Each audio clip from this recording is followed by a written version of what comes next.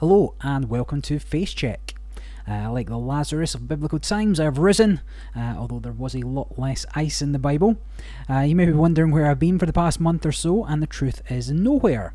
But FFG have grabbed my wallet and had their way with it over the gaming table, though you didn't hear me complain.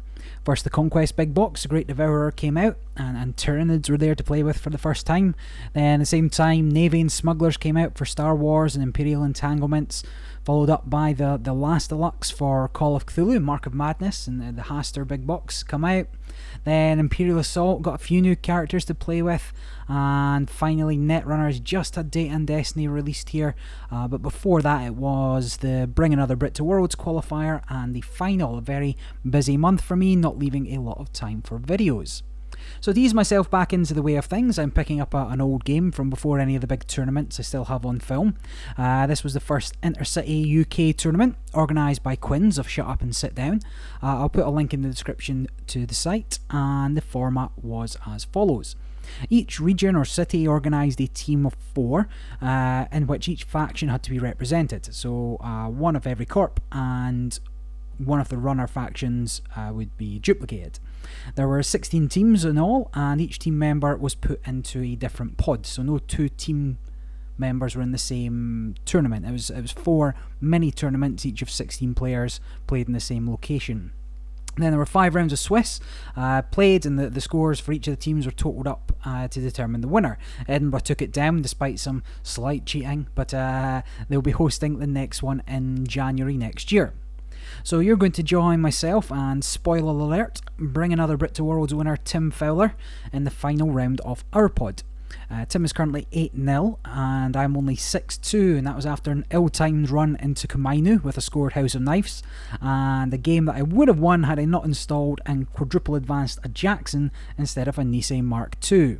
So I'm looking to finish with both Tim and myself on 8-2 for the day, and he is looking for the 10-0 sweep. So Tim is on the left, playing an entirely sensible near-Earth hub, and I'm on the right, playing an anarctastic noise. I'd not, as you might suspect, done anything to my hand ahead of playing, but I'm instead sporting some natty cyberware, a wrist strap with a battery-powered light-up strip, along with a cool flashing function that you see. All of Team London were wearing these in the colour of the runner faction, so there are also blue and green ones around the day helping us represent. I pretty much get a staggering turn 1, 2 caches, followed up by Wildside and Adjusted Chronotype. Going to let me draw 2 cards every time, start my turn, and if I can find Aesops, I'll sell those caches and get the money back straight away. So 2 mils, got half of my engine up and running, and it's the half that will let me draw into the other part of my engine. Tim's got no qualms with kicking off his second turn by resing the Sansan City Grid and immediately scoring an Astro. This whole game is going to be fast and furious, and it was just a tremendous amount of fun to play after a long day of Netrunner. Both of our games are lightning fast, and actually to our detriment at some points, but it was a lot of fun. Weren't playing it too seriously, although still to the best of our abilities. So I'm not really scared of being scorched. I've had worse to draw. I get an imp, which I then use to trash the Sansan. That's almost certainly always the right move. Even after an Astro is scored, you can't leave that up to let him score more off the back of it.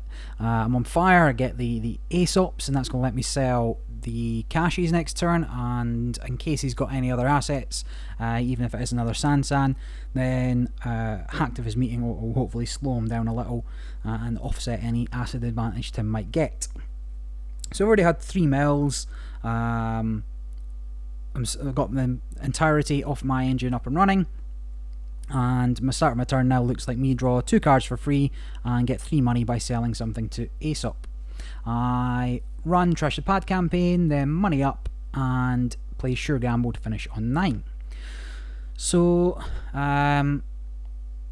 here I assume Tim's going to try and score something behind a piece of ice before I find my breakers. Now breakers are a little light on the ground in this deck, as they are in some noise builds.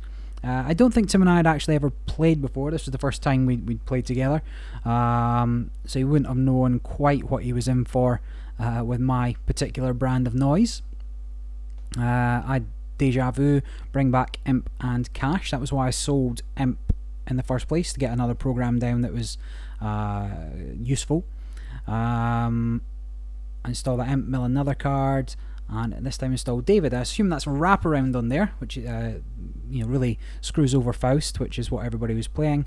But it turns out it was just a pop-up, only cost me 1 to get in, not a problem. And then I use the Imp token to get rid of Blacklist. Blacklist obviously would slow me down quite a lot. I do use Deja Vus for recursion quite significantly. So Tim's up to 4 points already, but he does have to use the Astro token to score a Beal. He's not got the train going. I'm continuing to just get my 2 draws, money up by selling to Aesop. There I sure gamble. I cash again, just gives me money and in the middle of the top cards, and then Data Sucker, and then I figured I better go check. I've milled about 6 or 7 cards here, plus I'll be getting the Data Sucker token. So there is 1 Astro and 1 breaking news. So it's now 4-3. My board state is looking pretty nice compared to Tim's. He's got 1 raised pop-up, a couple of bits of ice protecting R&D and HQ, and I just managed to pick up 3 points.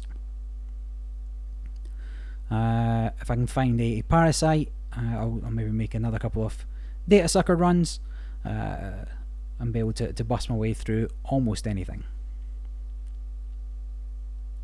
So start of turn again for me, sell cash to Aesop for 3 money, Parasite away the pop-up, mostly for the mill. I don't mind paying the 1 credit, but just the psychological edge there.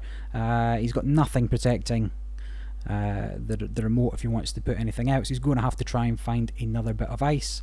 And now that I get another Data Sucker, I'll go see if I manage to pull anything out, or manage to mill anything in archives. Was an NAPD, cost me 4 credits, but my engine's up and running. I've used all my Imp tokens. I might as well sell that next and pick up the points where it's available. So it's 5-4 at this point. I'm now on match point if I can get in.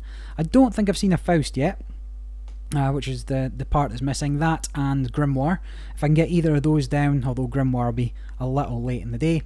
Here I inject, spend 1 credit, bin 2 cards, but Deja Vu back, and I don't take the inject money now.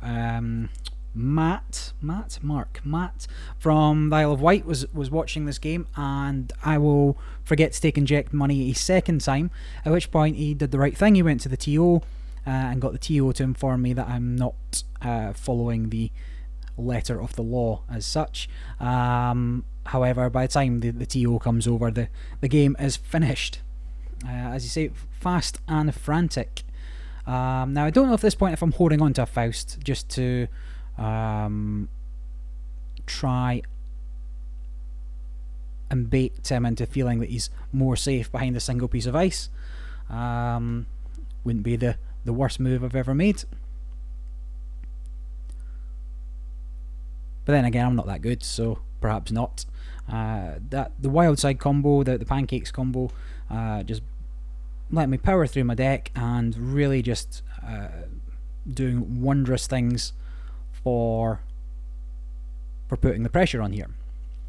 Decided to sell a Data Sucker. Not quite sure why, as I didn't have to sell it. I could have used the gamble anyway. Obviously had a Grimoire in hand, so I wasn't shy of MU. Yeah,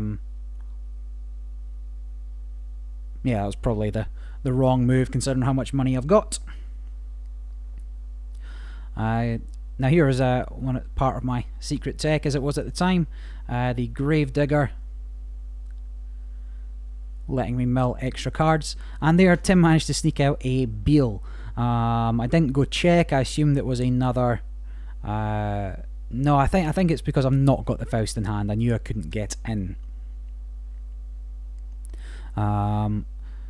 Here I'm injecting again. As I pay the 1 credit, let's see what I pull out. So Clot, Rachel Beckman, I've had worse, and another inject. I don't take the credit back for Clot going in the bin. Have enough money, I install Rachel Beckman. I'm not too worried about getting tagged.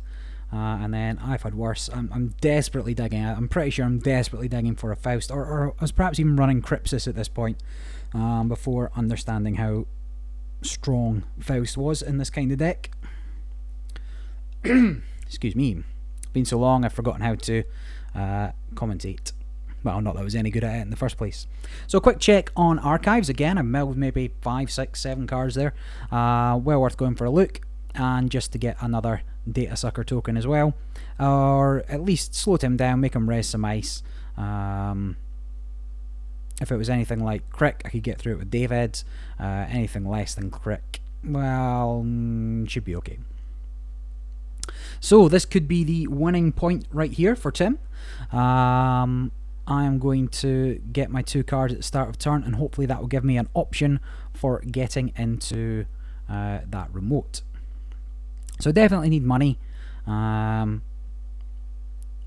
Sell the Gravedigger. And then it is indeed Crypsis I'm running at this point. It gets the 1 token for Grimoire being out. I run at it. And Tim's thinking about what to res. So Cyberdex, I lose all my tokens. Okay. So that means if I use it to bust that ice, then I will lose Crypsis. It's a Galahad, so I only need to pay 1 for strength, and Tim needs to decide what he's going to show me. Now, difficult decision here. Do I trust that it is an agenda and that's going to let me win? If it's an NAPD or something, I can't steal it anyway. He shows me a Merlin only. So I spend 1 credit to go up to strength, 1 credit to break the end of the run. I'll take the 2 net damage for Merlin and access, and that lets me in to steal the last 2 points that I needed. So very frantic game. Tim was asking me after, if he didn't show me the Merlin, would I have broken it? The Galahad subroutine there in the run. And I was telling him, oh no way, man. I would have thought it was just another asset, and he's like, oh no. I was like, but really I would have. At that point, you have to assume he's trying to keep me out. He would have saved the Cyberdex for me just accessing if it wasn't anything he cared about. So there's nothing he could have done there. I was set up so early and so quickly. Even though his deck's very fast, this was one of the great examples of my deck coming together. And a quick 10-minute game. We'll go into the second half where I'm playing Replicating Perfection, and Tim has Kate.